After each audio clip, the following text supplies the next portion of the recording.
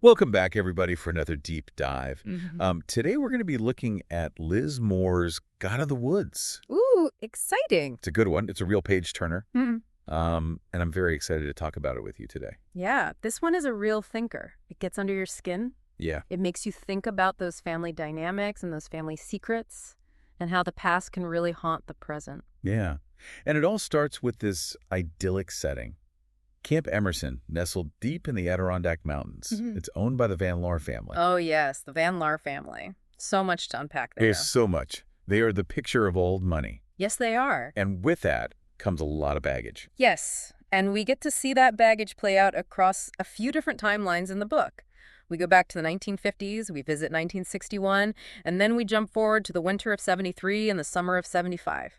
And in each of those times, we get these little pieces of the puzzle. Yeah, and the puzzle revolves around two disappearances. Yes, two disappearances. The first one is Peter Van Laar IV.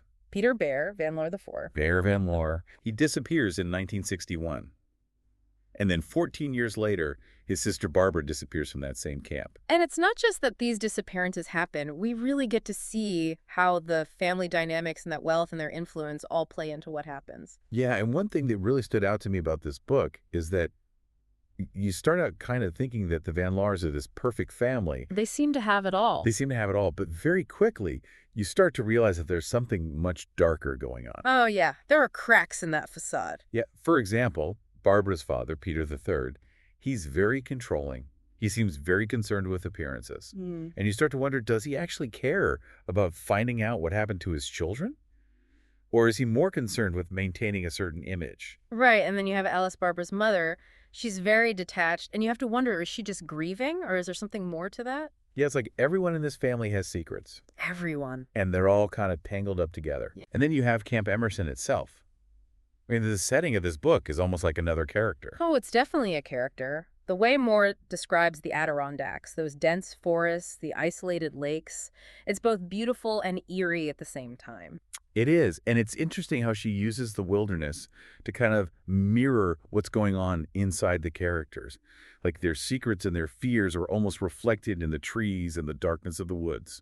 Yeah, it's like the woods themselves are holding their breath, Yes. waiting for something to happen. And then you have the camp's rules.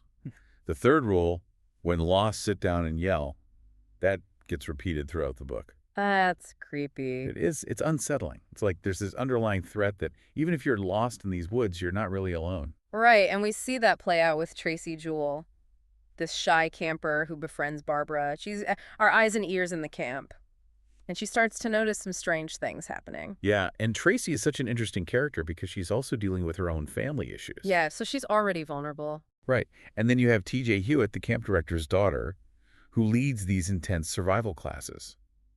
She's very competent, but also very guarded. You never quite know what she's thinking. No, you don't, and it makes her a very compelling character. Yeah. And then you have this event, the Black Fly Goodbye Party, that the Van Laars throw every year. It's like this big celebration. Yeah. But it also feels like they're trying to pretend everything's normal. When it's so clearly not. Exactly. It's all very surface level, while underneath, there's this current of darkness and secrets. So we've got this family with secrets. Two disappearances, a creepy camp.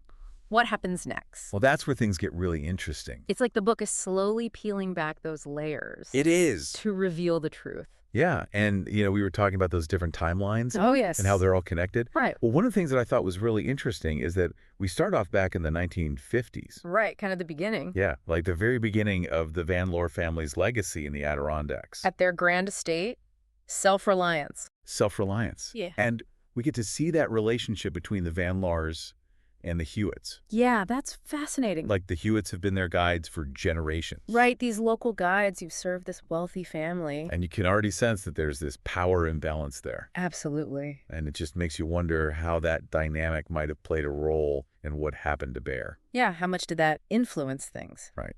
And then we jump forward to 1961, the year that Bear disappears. And it's not just a simple disappearance. No. We get these little details revealed slowly, Yeah. gradually. It keeps you on edge. It does. You're like, wait a minute, what happened here? Yeah, try to piece it all together. I found myself rereading passages, Oh, me too. trying to find clues. Absolutely. Like you're a detective Yeah. trying to solve the case right alongside the characters. Right. And then we go to the winter of 1973. Oh, yes. We see Barbara struggling at boarding school, Right away from home. away from home, and her parents are trying to control her. Trying to manage her. Yeah, and it's interesting because it gives us this glimpse into her emotional state Yes. before she goes to Camp Emerson the next summer. Right before everything happened. Exactly. And we also get to see a different side of the Van Laars in this timeline. They're not just secretive. No, it's like their dysfunction Goes much deeper. goes much deeper. It's not just about Bear's disappearance. Right. It's like there's all these underlying issues. Yeah, and it makes you really question their motives. Oh, yeah. You're like, wait a minute.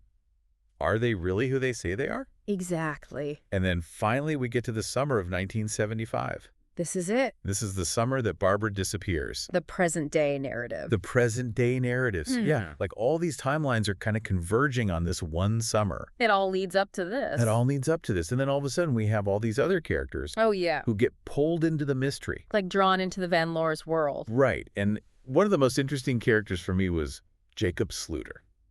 Oh, Jacob. He's a convicted killer. Escaped from prison. Escaped from prison. Hiding out near the camp. It's like, you know he's dangerous. You know he's bad news. But there's also this vulnerability to him. There is. You kind of almost feel bad for him. Just a little bit. Yeah. Even though you know you shouldn't. Yeah, and the fact that he witnesses some really important events. He's like this accidental observer. Yeah, it adds this whole other layer of intrigue to the story. It does. You're like, what's his role in all of this? And the way the other characters react to him. Oh, yeah. Some are terrified. Some want to use him. It's fascinating. Yeah. It really shows how differently people react to fear. Absolutely. And then you have Louise Donadieu. Barbara's counselor? Yeah. She's young. She's inexperienced. Totally out of her depth.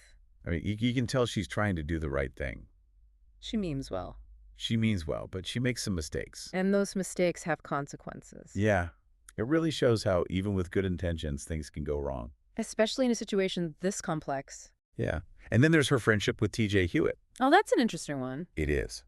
Two women from very different backgrounds. But they find common ground They do. in the middle of all this chaos. Right. And it makes you think about how, even in the darkest of times, Yeah. we can find connection in unexpected places. And support. And support. It's about the human connection. Yeah. And, you know, this book doesn't shy away from difficult themes. No, it doesn't. There's abuse. Right. There's trauma. The impact of secrets. Yeah. And Moore handles these topics so carefully She does. with a lot of nuance. And it makes you think. Yeah.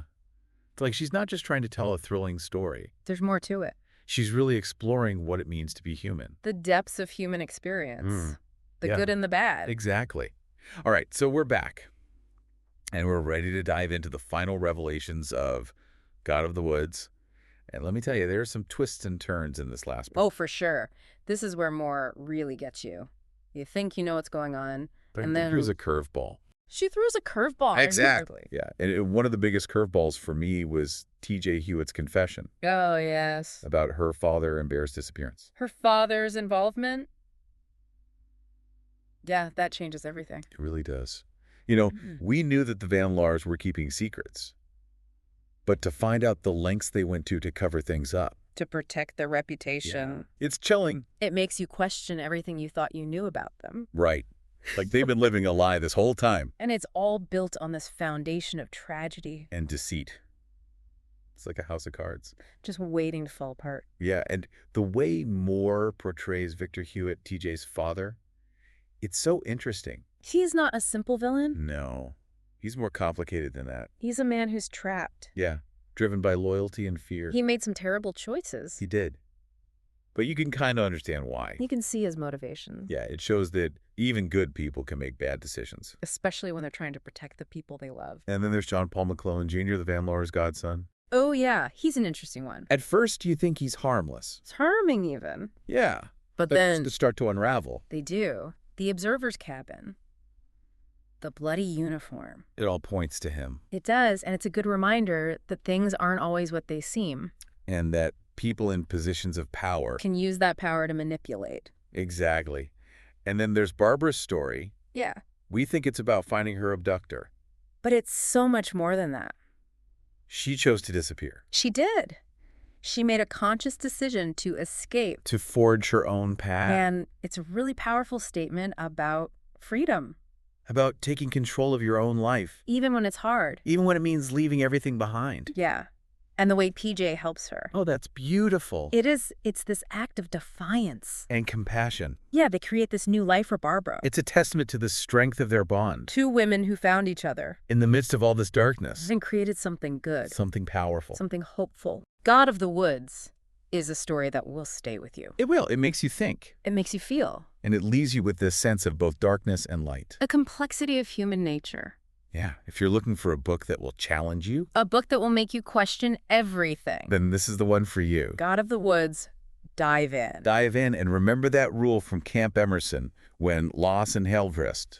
Sit down and yell. Well, after reading this book, you might just find yourself yelling for all the right reasons. Thanks for joining us on this deep dive. We'll see you next time.